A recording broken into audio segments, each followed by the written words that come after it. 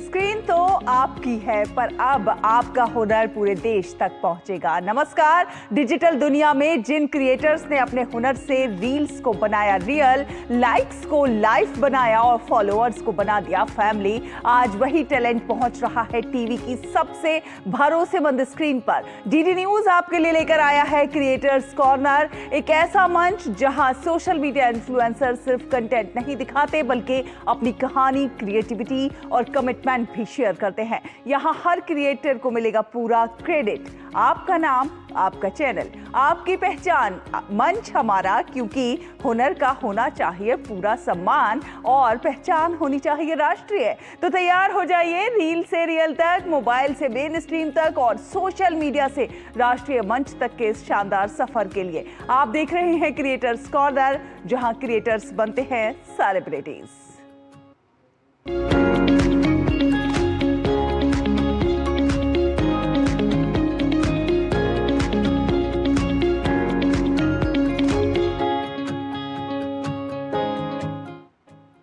क्या आप जानते हैं कि भारत में ज्यादातर लोग रूफटॉप सोलर लगवाने के बाद एक ऐसी गलती कर बैठते हैं जो चुपचाप उनके करीब 2.5 लाख रुपए तक का नुकसान कर देती है। और सबसे हैरानी वाली बात यह है कि ना तो इसमें खराब सोलर पैनल जिम्मेदार होते हैं, ना ही इन्वर्टर की कोई दिक्कत। असल वजह सिर्फ 2 चीजें होती हैं, सोलर पैनल की डायरेक्शन और उसका टिल्ट एंगल, यानी आपका सोलर पैनल किस दिशा में लगा है और कितने एंगल पर झुका हुआ है। यही तय करता है कि आपको अगले 20-25 साल में कितना फायदा मिलेगा और कितना नुकसान। समस्या यह है कि इंस्टॉलेशन के समय इन चीजों को सही करने में सिर्फ 10 मिनट लगते हैं, लेकिन अगर बाद में गलती पता चले तो उसे ठीक करना काफी महंगा और मुश्किल हो जाता है। तो आखिर सही डायरेक्शन क्या होना चाहिए? कौन सा टिल्ट एंगल सबसे ज्यादा बिजली बनाएगा?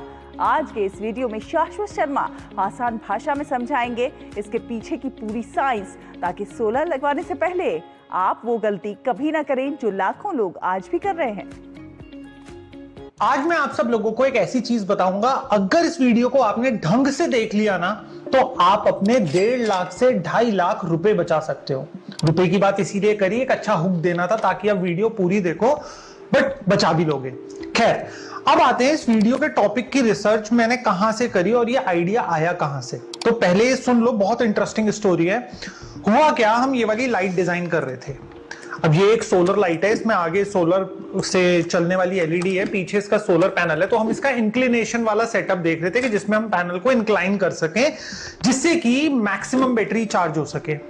तो हमारी टीम में एक नया हायर्ड इंजीनियर था, उसका कहना यह था कि भाई हम इस पैनल को इंक्लाइन क्यों कर रहे हैं, इसका क्या कारण है। और मैं जान के ताज्जुब हुआ इस चीज के बारे में कि यार पब्लिक जो सोलर लगवा रहा है उसको शायद पैनल इंक्लिनेशन के बारे में ज्यादा कुछ ना पता हो, और वो अपने रूफटॉप पे सोलर लगवा रहा है और उल्टा सीधा सोलर लगवा लेगा, जिससे कि उसका 1.5 से 2.5 लाख रुपए का नुकसान हो रहा होगा।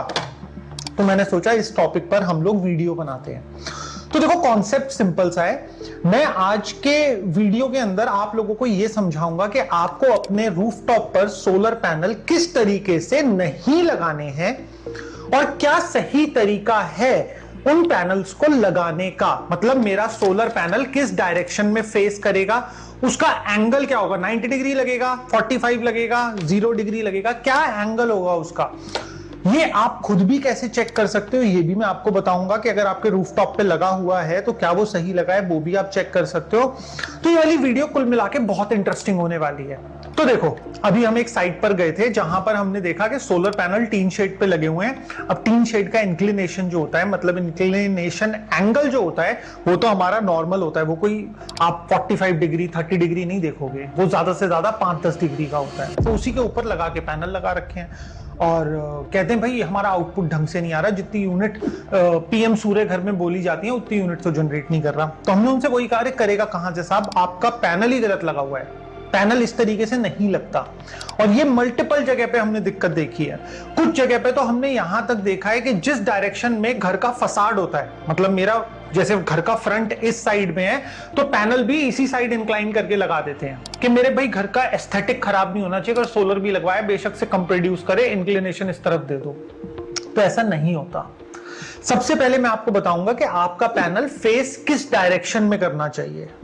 अगर ये आपका सोलर पैनल है, ये भी फ्लैट लेटा हुआ है, इंक्लिनेशन कितनी डिग्री का होगा वो मैं बाद में बताऊंगा, बट ये पैनल किस डायरेक्शन में फेस करना चाहिए। मान लेते हैं कि ये ईस्ट है, ये वेस्ट है, ये नॉर्थ है, ये साउथ है, तो मेरा जो पैनल होगा वो साउथ डायरेक्शन की तरफ फेस करेगा पूरे के पूरे इंडिया में। तो क्या होता है दोस्तों, जो नॉर्दर्न हेमिस्फीयर है जहां पे इंडिया पड़ता है, हम सब लोगों के पैनल्स हमारे सारे साउथ डायरेक्शन में फेस करेंगे, क्योंकि हमारा जो सूरज होता है वो साउथ डायरेक्शन की तरफ होता है।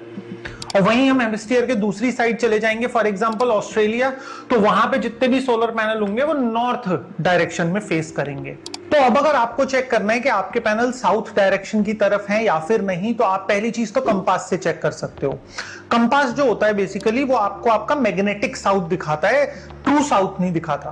तो ट्रू साउथ के लिए आप गूगल मैप्स का इस्तेमाल कर सकते हो, गूगल अर्थ का इस्तेमाल कर सकते हो और जज कर सकते हो कि आपके पैनल साउथ डायरेक्शन की तरफ आ रहे हैं कि नहीं आ रहे। इसी तरीके से मैं टिल्ट एंगल के लिए भी ऐप बताऊंगा और एक ओवरऑल आपका जनरेशन चेक करने के लिए भी ऐप बताऊंगा, मतलब पूरी इंफॉर्मेशन आपको इस वीडियो में मिलेगी। अब यहाँ पे एक प्रॉब्लम समझो, यहाँ पे अगर आपका पैनल का इंक्लिनेशन आता है फॉर एग्जांपल 28 डिग्री और आपका पैनल फ्लैट लेटा हुआ है, तो आप अप्रोक्सीमेट 15 से 20% इलेक्ट्रिसिटी जनरेशन अपना बेमतलब में जाने दे रहे हो।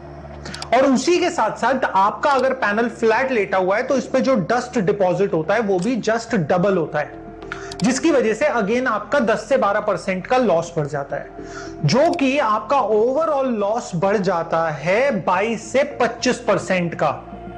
मतलब जहां आपका सिस्टम हाइपोथेटिकली 100 यूनिट बनाता, वहां पे अब वो 70 से 75 यूनिट ही बना रहा है, आपके गलत टिल्ट एंगल की वजह से।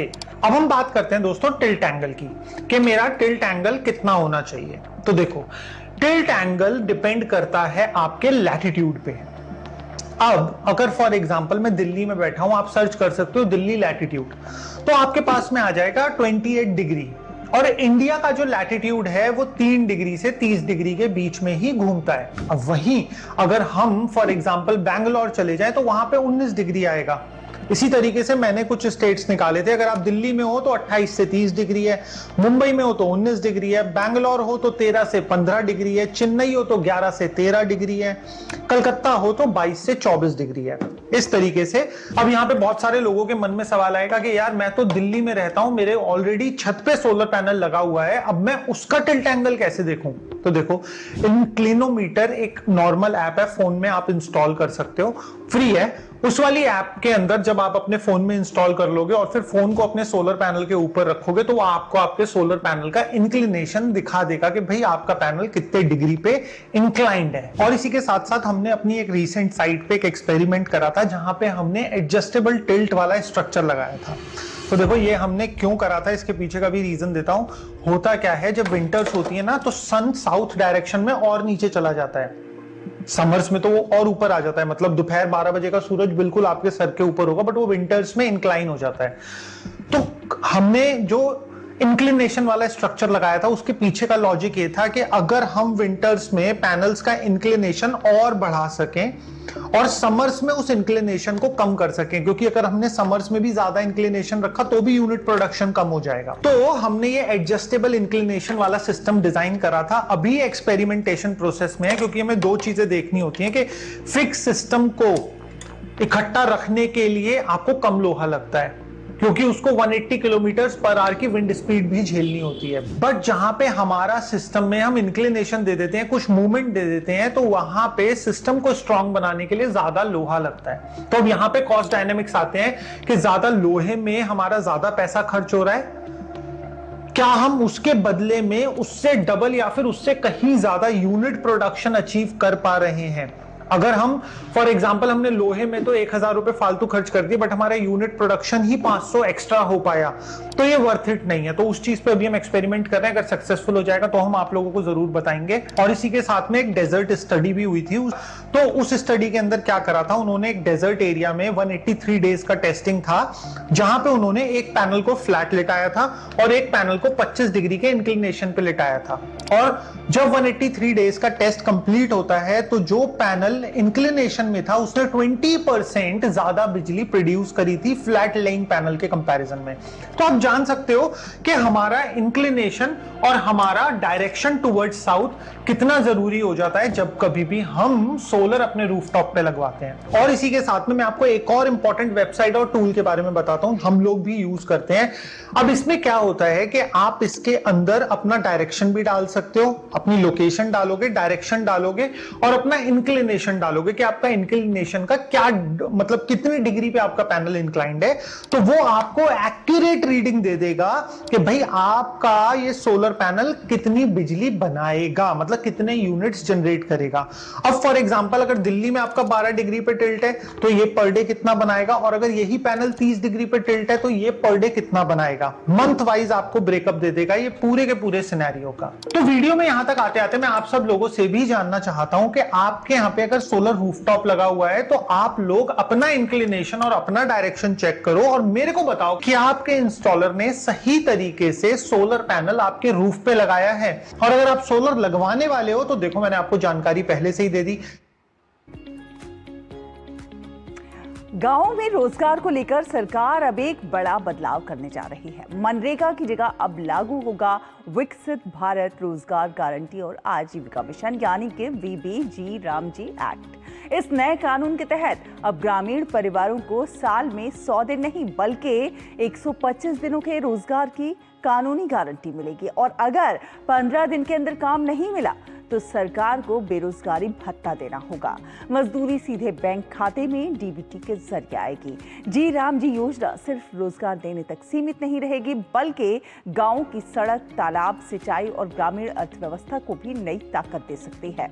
तो आखिर नया कानून पुराने मनरेगा से कितना अलग है, ग्रामीण मजदूरों और किसानों को इससे क्या कुछ फायदा होगा, आज के इस वीडियो में मयंक बालियान आसान भाषा में समझाएंगे इस नई योजना की हर जरूरी बात। नमस्कार दोस्तों, क्या आप जानते हैं कि आपके पूरे ग्रामीण भारत की पूरी तस्वीर बदल जाने वाली है। अगर आप या आपका परिवार गांव में रहता है तो ये आपके लिए बहुत बड़ी खुशखबरी है, क्योंकि अब तक आपने मनरेगा के बारे में सुना होगा जिसमें 100 दिन के काम की गारंटी मिलती है और उसके द्वारा आपको रोजगार मिलता था। लेकिन सरकार अब उसको एक क्रांति के रूप में सामने लेकर आई है। अभी 2-3 महीने पहले आपने देखा होगा जब मनरेगा का नाम विकसित भारत जी राम जी नाम रखकर सरकार ने उसको बदल दिया, लेकिन उसका सिर्फ नाम नहीं बदला, उसके बहुत सारे काम भी बदल चुके हैं। और उसका सबसे बड़ा कारण यह है कि जिस मनरेगा में पहले 100 दिन के रोजगार की गारंटी मिलती थी, अब वो 100 दिन नहीं बल्कि 125 दिन का काम उसमें कानूनी गारंटी के साथ आपको मिलेगा। यानी आपके घर में ज्यादा कमाई आएगी और आर्थिक सुरक्षा भी बढ़ेगी। अब आप सोच रहे होंगे कि अगर मनरेगा को बदलकर विकसित भारत जी राम जी कर दिया गया है तो क्या मुझे नए कागज भी बनवाने पड़ेंगे? इसमें भी आपको घबराहट हो सकती है, लेकिन सरकार ने इसको बहुत आसान बना दिया है। अगर आपके पास पुराना जॉब कार्ड है और उसका eKYC यानी उसका सत्यापन हो चुका है, eKYC आधार के द्वारा और दूसरे डॉक्यूमेंट्स के द्वारा आपका हो जाता है, तो वही आपका चलता रहेगा। और जब तक आपको नया ग्रामीण रोजगार गारंटी कार्ड नहीं मिलता वही कार्ड आपका लागू रहेगा। अगर कार्ड नहीं भी है तो सीधे आप उसको अपने ग्राम पंचायत या ग्राम प्रधान के पास जाकर उसको बनवा सकते हैं। हाँ, अगर आपका eKYC भी नहीं हुआ है, मतलब आपके जॉब कार्ड का सत्यापन भी अब तक नहीं हुआ है, तो भी आपको कोई काम देने से मना नहीं कर पाएगा।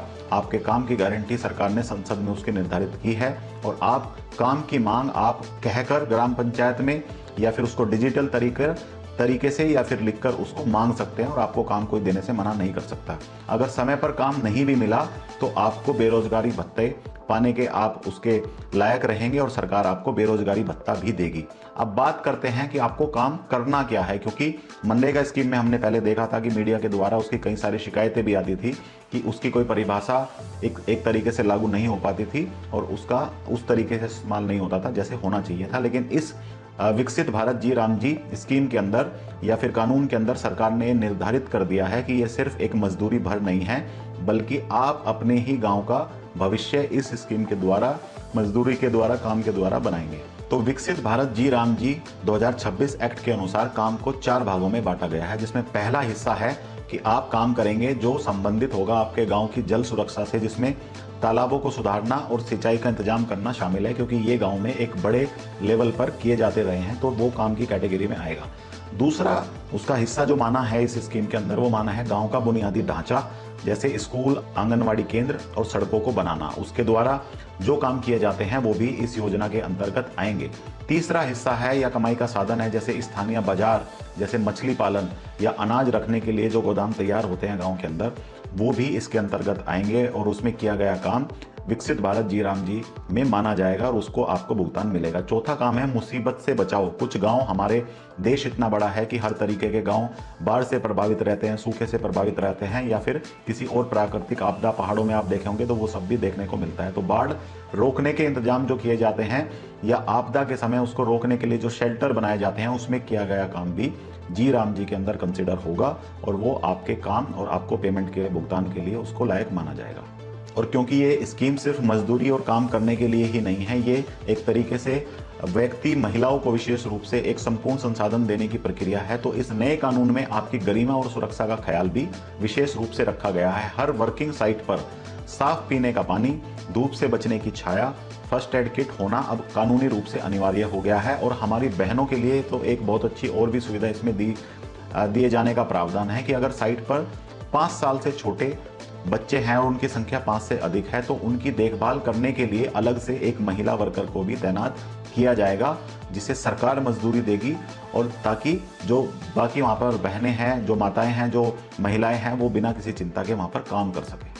मनरेगा के समय गांव से बहुत सारी ऐसी भी शिकायतें आती थी कि जब फसलों की बुवाई या कटाई होती है तो उस समय पर मनरेगा के कारण जो रोजगार मिलता है या ऐसी स्कीम के कारण जो रोजगार होता है उसके कारण मजदूर या कामगार नहीं मिलते। तो इस बात का भी जी राम जी एक्ट के अंदर विशेष रूप से ध्यान रखा गया है कि कोई भी राज्य सरकार इस प्रोग्राम को 60 दिन के लिए, अधिकतम सीमा 60 दिन के लिए होल्ड कर सकती है, ताकि बुआई और कटाई के समय मजदूरों की व्यवस्था हो सके, उनकी उपलब्धता हो सके। लेकिन इसमें सबसे अच्छा प्रावधान यह है कि 60 दिन होल्ड करने के बावजूद या उसको पोज करने के बावजूद आपकी जो लीगल 125 दिन की जो रोजगार की गारंटी केंद्र सरकार देती है वो उनको देनी होगी और वो 60 दिन उसमें से अधिक उसमें से काउंट नहीं किए जाएंगे और आपको 125 दिनों की व्यवस्था तभी भी लागू रहेगी।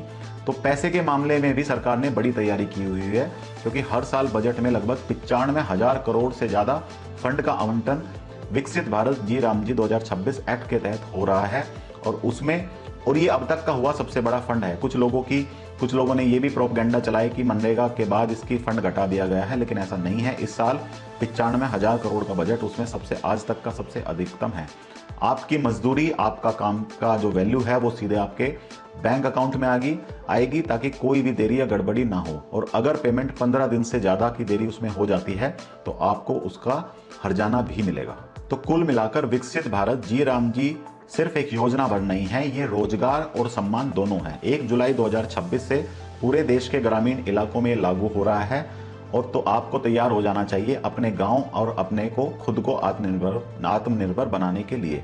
अपनी ग्राम पंचायत से संपर्क कीजिए, अपने ग्राम प्रधान से संपर्क कीजिए और इस नई शुरुआत का हिस्सा बनिए। और क्रिएटर्स कॉर्नर में फिलहाल एक छोटा सा ब्रेक। सिप सिप जीरा सिप जीरा सिप MDS का जलजीरा जीरा सिप जीरा सिप जीरा सिप प्यास बुझाए ठंडक लाए सबको भाए जीरा सिप MDS का जलजीरा जीरा सिप जीरा सिप असली रिफ्रेशिंग, असली स्वाद, असली मजा। MDH क्या आपको लगातार खांसी हो रही है? हाँ। बुखार भी है? हाँ। कमजोरी भी? अरे हाँ। और वजन भी घट रहा है? हाँ भाई हाँ। ये टीबी के लक्षण हैं, जो आपको नजरअंदाज नहीं करने चाहिए। टीबी का जल्दी पता लगाना और पूरा इलाज करना बहुत जरूरी है। आज ही अपने नजदीकी सरकारी स्वास्थ्य केंद्र में जाएं, जहां टीबी की आधुनिक जांच और इलाज निःशुल्क उपलब्ध है। टीबी फ्री इंडिया बनाने में सक्रिय भूमिका निभाएं। जन जन का रखे ध्यान टीबी मुक्त भारत अभियान। जब धरती चीर कर निकलता है लोहे का पत्थर और मिलता है मोंगिया के जोश से, फिर तपता है, पिघलता है और बनता है फौलाद। अब होता है सरिया सारी खूबियों के साथ। मोंगिया स्टील, मजबूत देश का मजबूत सरिया। मास्टर जी नमस्ते, 2 ड्रेसेस बनानी है, ठीक है? ऐसा कुछ। लेकिन मास्टर जी 4 दिन में पार्टी है, बन जाएगी ना पक्का? हो जाएगा। कैसे? फैशन चेंजेस हमेशा, उषा हमेशा। गोल्डी छोले मसाले, जहाँ जाए रिश्ते बनाए। गोल्डी लाए हैं फ्रेश लॉक टेक्नोलॉजी, जो रखे मसालों को हर समय फ्रेश। ब्रेक के बाद स्वागत है आपका। आप देख रहे हैं क्रिएटर्स कॉर्नर। चेहरे पर हमेशा लालिमा रहना, धूप या गर्म चीज़ें खाते ही चेहरा अचानक लाल हो जाना, अगर आप इसे सिर्फ सेंसिटिव स्किन समझ रहे हैं तो सावधान हो जाइए, क्योंकि ये रोसेसिया भी हो सकता है। रोसेसिया चेहरे की त्वचा से जुड़ी एक क्रोनिक बीमारी है जिसमें नाक, गाल और माथे पर लगातार रेडनेस और इरिटेशन बनी रहती है। ये समस्या खासकर 30 से 60 साल की महिलाओं में ज़्यादा देखी जाती है। हालांकि इसका परमानेंट इलाज नहीं है, लेकिन सही स्किन केयर और दवाओं से इसे कंट्रोल किया जा सकता है। तो रोसेसिया आखिर क्यों होता है, इसके सिम्टम्स क्या हैं और किन गलतियों से ये तेजी से बढ़ सकता है, आज के इस वीडियो में अभी भारद्वाज आसान भाषा में बताएंगे रोसेसिया से जुड़ी हर जरूरी बात। क्या आपने कभी महसूस किया है कि आप किसी कमरे में दाखिल हुए या शायद कुछ तीखा खा लिया और अचानक आपका चेहरा आग की तरह दहकने लगा?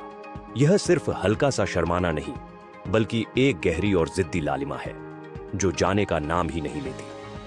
अगर आपसे कहा गया है कि यह सिर्फ मुंहासे या सेंसिटिव स्किन है, तो हो सकता है कि आप वास्तव में रोसेसिया से जूझ रहे हों। रोसेसिया त्वचा की एक पुरानी सूजन वाली स्थिति है जो दुनिया भर में करोड़ों लोगों को प्रभावित करती है। लेकिन इतना आम होने के बावजूद यह सबसे गलत समझी जाने वाली स्थितियों में से एक है। आज हम विस्तार से समझेंगे कि यह असल में क्या है, इसके ट्रिगर्स क्या हैं और उस लालिमा को कैसे मैनेज करें जिसकी आपने कभी मांग नहीं की थी। देखा जाए तो रोसेसिया का मतलब सिर्फ चेहरे का लाल होना नहीं है, यह एक वैस्कुलर यानी रक्त वाहिकाओं से जुड़ी समस्या है। असल में आपके चेहरे की रक्त वाहिकाएं आमतौर पर नाक, गाल और माथे के आसपास बहुत ज्यादा एक्टिव हो जाती है और जितनी देर तक उन्हें फैला होना चाहिए उससे कहीं ज्यादा देर तक फैली रहती है। इसके मुख्य रूप से 4 प्रकार होते हैं। पहला है इरिथेमेटोटेलैंगिएक्टेटिव, जिसमें चेहरे पर स्थायी लालिमा और मकड़ी के जाल जैसी नसें दिखाई देती हैं। दूसरा है पैपुलोपुस्टुलर, जिसे अक्सर एडल्टेक्ने समझ लिया जाता है क्योंकि इसमें दाने और उभार निकल आते हैं। तीसरा है फाइमेट्स, जिसकी वजह से त्वचा मोटी हो जाती है, खासकर नाक के आसपास। और अंत में है ऑक्यूलर रोसेसिया, जो हैरान करने वाली बात है कि आंखों को प्रभावित करता है, जिससे उनमें खुजली, सूखापन या जलन महसूस होती है। यह खराब साफ सफाई की वजह से नहीं होता और यह बिल्कुल भी छुआछूत की बीमारी नहीं है। यह जेनेटिक्स, इम्यून सिस्टम और पर्यावरण के तालमेल का नतीजा है। रोसेसिया का सबसे पेचीदा हिस्सा क्या है? इसके ट्रिगर्स हर किसी के लिए ये अलग होते हैं, लेकिन सबसे आम कारणों में शामिल है सूरज की रोशनी, जो ज्यादातर लोगों के लिए नंबर 1 ट्रिगर है। बहुत ज्यादा गर्मी या ठंड, तीखा खाना, कैफीन और यहाँ तक कि तनाव। रोसेसिया को मैनेज करना किसी जासूस के काम जैसा है। आपको यह ट्रैक करना होगा कि आप क्या खाते हैं और क्या करते हैं, ताकि आप समझ सकें कि आपकी त्वचा किस बात से नाराज हो जाती है। तो आप इसे कैसे संभालें? सबसे पहले सनस्क्रीन को अपना सबसे अच्छा दोस्त बना लें। जिंक या टाइटेनियम डायोनेक्साइड वाले मिनरल बेस्ड सनस्क्रीन का इस्तेमाल करें, क्योंकि ये त्वचा को कम परेशान करते हैं।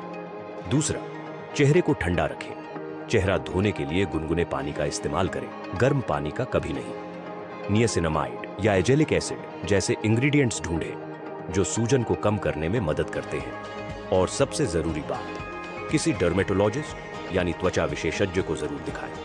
ऐसी कई क्रीम और लेजर ट्रीटमेंट उपलब्ध हैं जो लालिमा को काफी हद तक कम कर सकते हैं।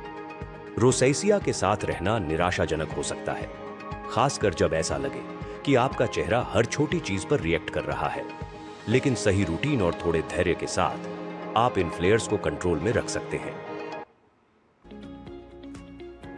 इसी के साथ आज के क्रिएटर्स कॉर्नर के क्रिएटिव एपिसोड में बस इतना ही। अगर आपके अंदर भी है कुछ अलग करने का जज्बा, तो आप अपना कंटेंट हमें ddnews.creatorscorner@gmail.com पर भेज सकते हैं, या फिर आप हमें व्हाट्सएप भी कर सकते हैं, क्योंकि क्रिएटर्स कॉर्नर में हर क्रिएटर की कहानी मायने रखती है और हर आवाज को मिलता है पूरा सम्मान, पूरा क्रेडिट। अगले एपिसोड में फिर मिलेंगे नई सोच, नए चेहरों और नई क्रिएटिव उड़ान के साथ। क्रिएट करते रहिए, प्रेरित करते रहिए और देखते रहिए क्रिएटर्स कॉर्नर सिर्फ डीडी न्यूज पर।